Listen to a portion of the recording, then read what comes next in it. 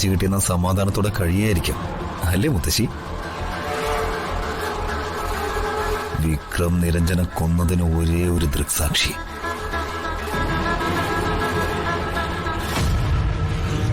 ശബ്ദം തിരിച്ചു കിട്ടിയാൽ ആ സത്യം ഉറക്കം വിളിച്ചു പോവാൻ കാത്തു കിടക്കുന്ന മുത്തശ്ശി.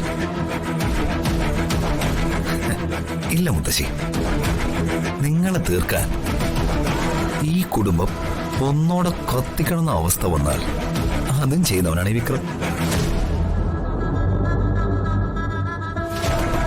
അയ്യോ പേടിക്കണ്ട, ഇപ്പൊ കൊല്ലാൻ വന്നൊന്നുമല്ല കേട്ടോ.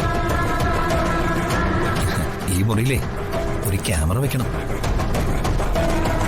ഇവിടെ ആരൊക്കെ വരുന്നു, എന്തൊക്കെ ചെയ്യുന്നു എന്ന് അറിയണമല്ലോ.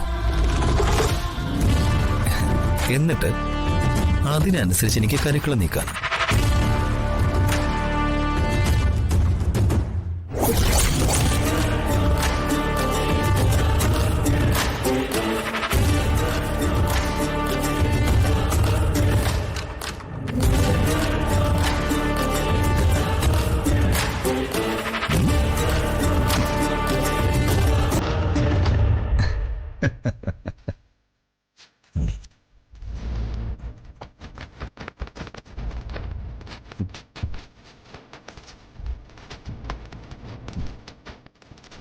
വിക്രം, എന്താ ഇവിടെ ചെയ്യുന്നേ? ഞാനെന്ത് ചെയ്യാനാ, പാവം മുത്തശ്ശിയെ കണ്ട് ക്ഷേമാന്വേഷണത്തിന് വന്ന ഞാൻ മറ്റെന്ത് ചെയ്യാൻ. ക്ഷേമാന്വേഷണം? പാത്തും പതുങ്ങിയാണോടാ ക്ഷേമാന്വേഷിക്കാൻ വരുന്നത്?